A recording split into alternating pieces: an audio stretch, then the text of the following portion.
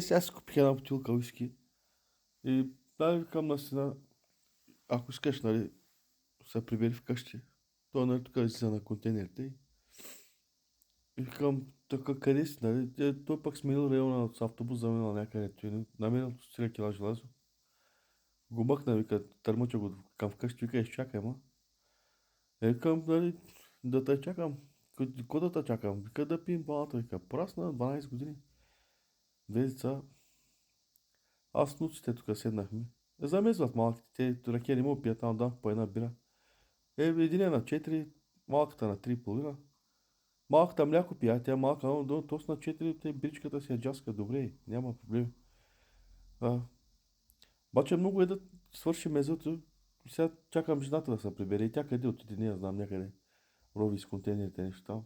Или пред банката, просто или какво прави.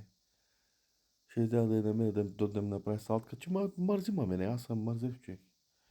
Не ми се занимава с глупости.